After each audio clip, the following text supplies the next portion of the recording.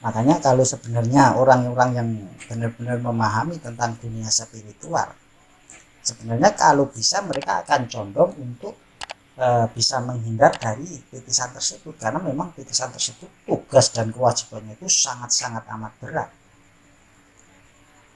karena dia memang otomatis mau tidak mau harus hidup berbeda dengan cara orang normal hidup, baik dari kehidupan sosialnya, baik dari kehidupan kehidupan kasarnya, caranya mencari rezeki, caranya bergaul, bagaimana dia memfasilitasi hidupnya pasti berbeda, karena memang dia disiapkan dan dididik akan menemukan kehidupan demi kehidupan supaya sesuai dengan jiwa atau pemikiran atau ilmu yang berkaitan dengan sang penitis tersebut.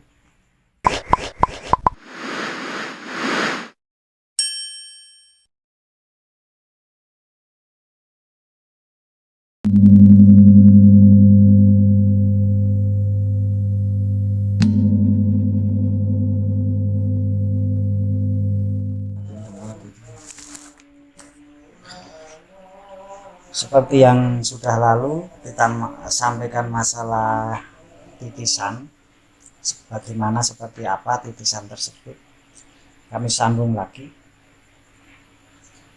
mungkin sebagai bahan pemikiran kepada seluruh saudaraku dimanapun berada, untuk kembali berpikir ulang lagi, sehingga setelah kita bicarakan seperti yang sudah-sudah, bahwa yang melekat pada diri kita ini ketika titisan itu manitis atau menyatu dengan jiwa, maka dia akan membentuk jiwa yang baru di dalam diri kita itu, yang akan menyesuaikan frekuensi kita sebagaimana jiwa-jiwa leluhur yang menitis kepada kita.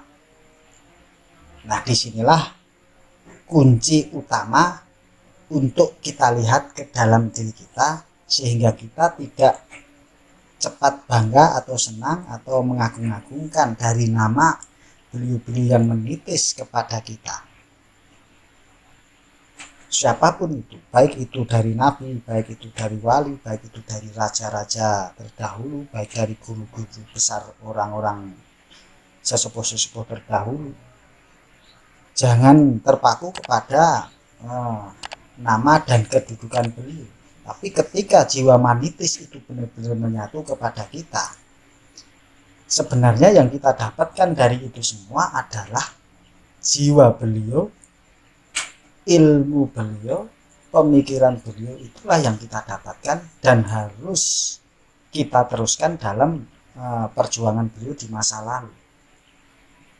Karena itulah ketika kehidupan titisan-titisan tersebut aktif di dalam jiwanya, jiwa seorang kesatria dimanapun itu berada, maka dia akan membentuk pemikiran, membentuk hati sebagaimana hati orang-orang atau leluhur-leluhur tersebut. Nah, untuk mengenali jati diri para leluhur itu, ya cukup umpama banyak saudara yang merasa ketitisan Pak Soekarno, umpama, bukan atas nama Soekarno, bukan kebesaran nama Soekarno, tapi yang menitis di situ adalah keilmuan beliau dalam menyusun strategi dalam menjalankan kehidupan ini untuk menemukan kesejahteraan bangsa dan bernegara ini dalam tatanan politik beliau, dalam pidato-pidato beliau, dalam pemikiran beliau. Itulah yang hidup dan itulah yang harus kita laksanakan.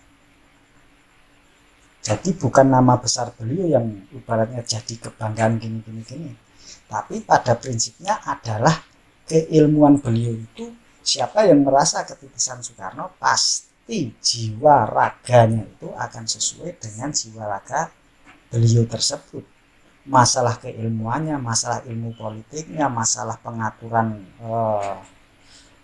demi pengaturan strategi dalam menjalankan kehidupan berbangsa dan bernegara ini akan condong ke sana. Nah, apabila kita ketitisan para leluhur yang bersifat keagamaan, paling tidak yang menempel itu adalah ilmu-ilmu keagamaan dan hati orang-orang yang benar-benar sudah mengetahui atau mengenal Tuhannya atau mengenal jati dirinya. Jadi ketika kita merasa menjadi titisan ataupun ketitisan itu sebenarnya bukan suatu fasilitas yang bisa kita banggakan. Karena apa?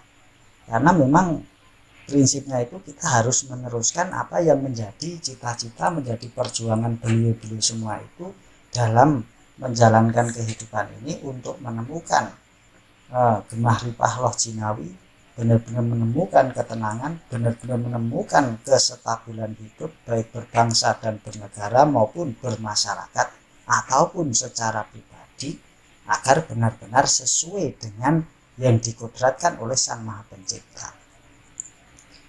Jangan sampai kita terjebak dalam dunia titisan tersebut sehingga kita cuma sekedar bangga dengan nama, bangga dengan harta karun yang ditinggalkan beliau, namun tidak mengetahui ilmu-ilmu beliau, strategi beliau dalam pengaturan segala aspek kehidupan itu. Makanya kalau dikatakan Satrio Piningit ibaratnya hanya satu, leluhur-leluhur itu banyak, kerajaan-kerajaan demi kerajaan itu banyak. Dari Raja Singosari, Raja Pajajaran, Raja Mataram, Raja Majapahit dan lain sebagainya itu banyak. Nah, pada prinsipnya mereka beliau-beliau itu mempunyai jiwa yang berbeda-beda dalam pengaturan ketatanegaraan, pengaturan dalam tata kehidupan, dalam bermasyarakat, berbangsa dan bernegara.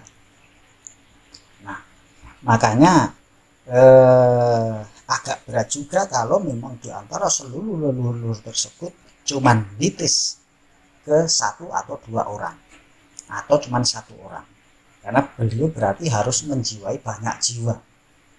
Nah, karena memang ketika beliau itu kembali ke dunia ini dengan menyatu dengan satria-satria tersebut, beliau itu bukan menjadi imam atau mengambil alih pemikiran dan hati kita, tapi beliau itu benar-benar memfasilitasi apa yang beliau punya itu untuk kita gunakan dalam perjuangan yang sesungguhnya. Makanya kalau sebenarnya orang-orang yang benar-benar memahami tentang dunia spiritual, sebenarnya kalau bisa mereka akan condong untuk bisa menghindar dari titisan tersebut, karena memang titisan tersebut tugas dan kewajibannya itu sangat-sangat amat berat. Karena dia memang otomatis mau tidak mau harus hidup berbeda dengan cara orang normal hidup. Baik dari kehidupan sosialnya, baik dari kehidupan kasarnya, caranya mencari rezeki, caranya bergaul, bagaimana dia memfasilitasi hidupnya pasti berbeda.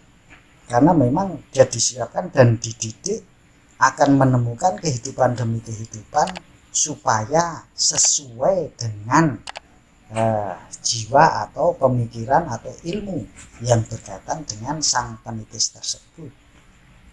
Jadi bukan hidup kita lagi yang berlaku, karena memang kita ini mempunyai tugas dan kewajiban untuk meneruskan cita-cita beliau semua.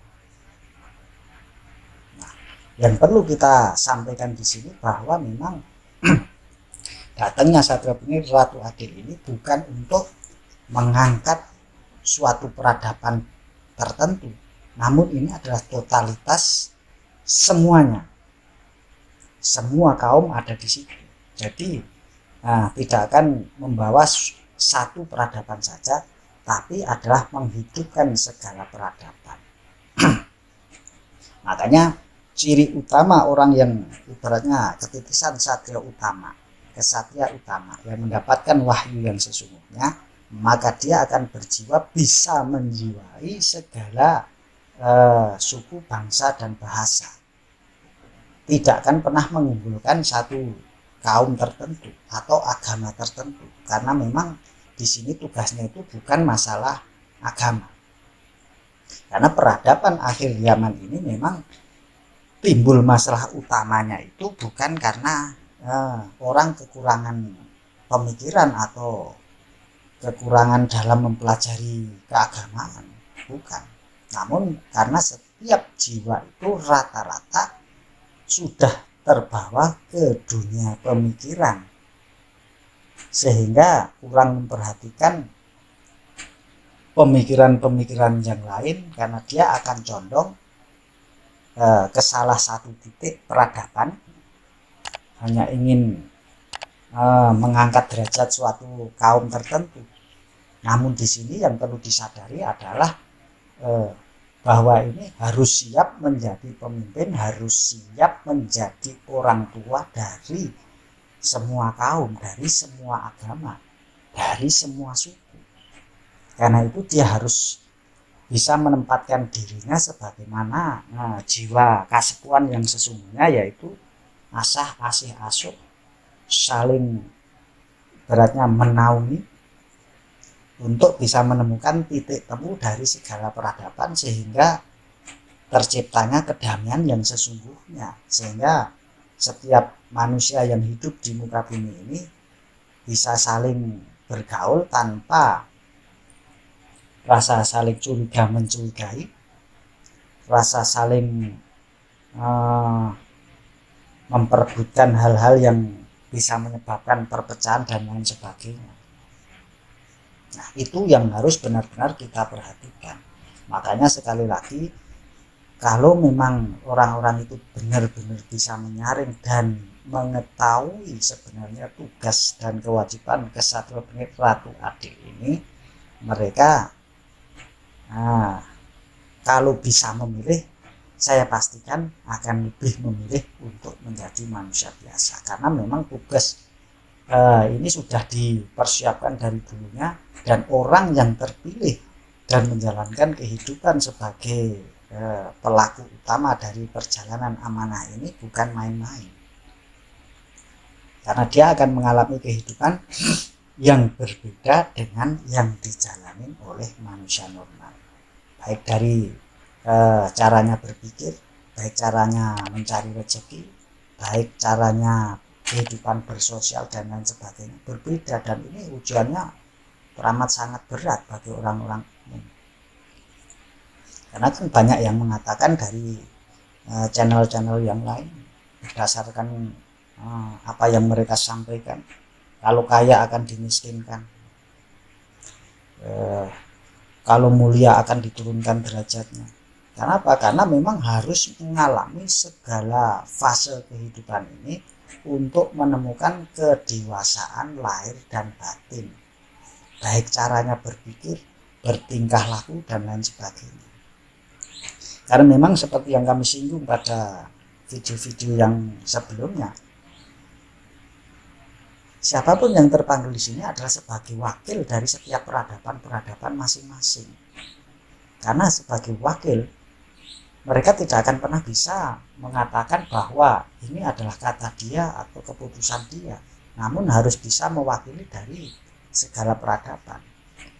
Kalau yang dari Muslim, dia harus bisa mewakili dari saudara-saudaranya Muslim.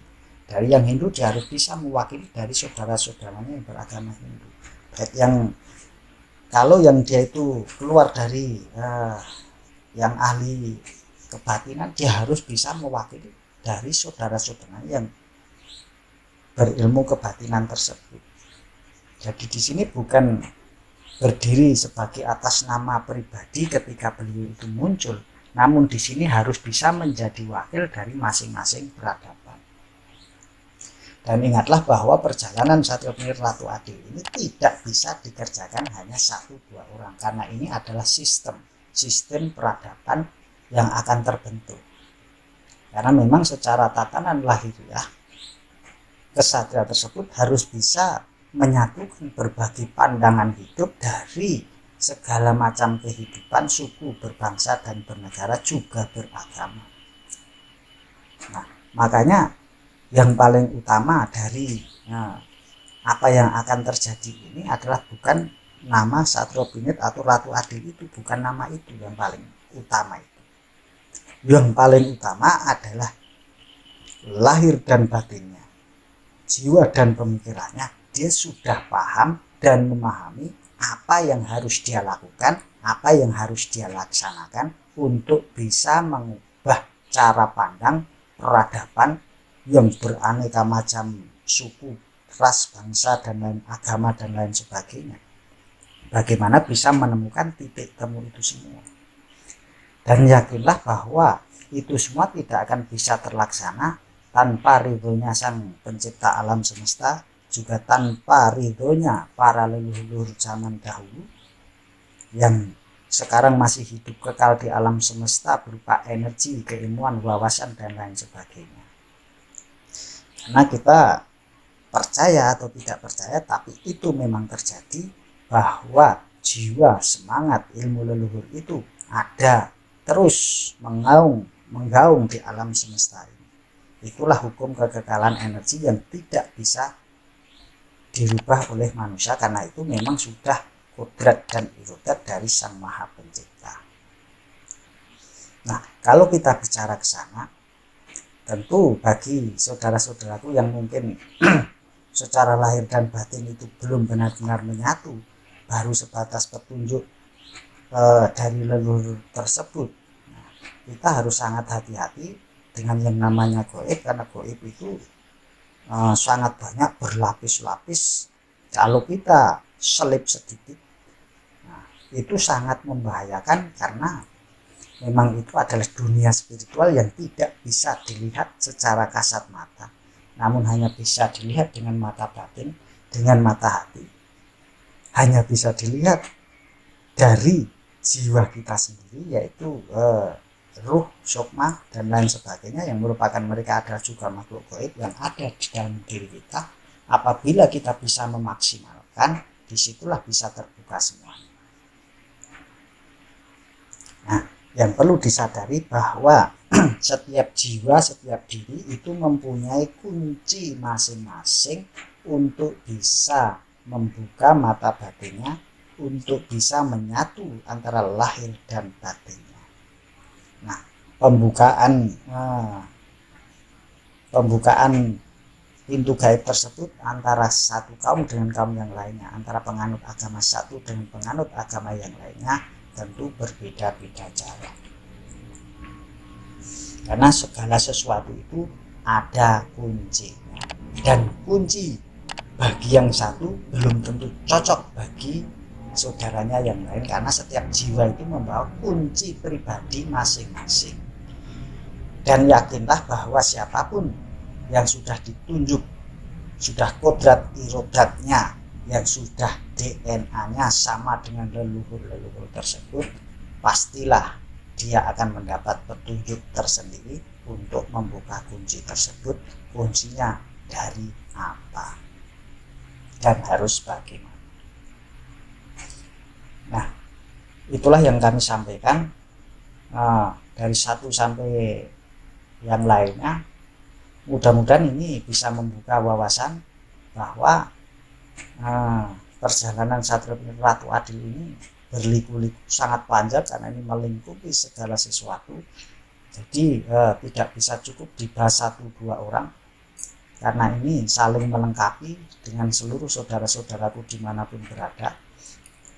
Karena apapun yang disampaikan di sini, intisarinya itu saling melengkapi antara satu dengan yang lain. Dan yang paling jelas lagi, perjalanan ini tidak bisa dijalankan hanya satu orang, karena dia harus melibatkan banyak jiwa atau banyak saudara-saudaranya. Tanpa itu semuanya, itu hanyalah sebatas angan-angan dan bayangan. Karena itulah sebagaimana yang sering kami sampaikan, mudah-mudahan semuanya segera tergugah dengan posisinya masing-masing untuk memperjuangkan sesuai dengan kodrat dan irodat yang telah dititipkan di dalam jiwanya masing-masing, untuk segera berjuang melakukan perombakan total.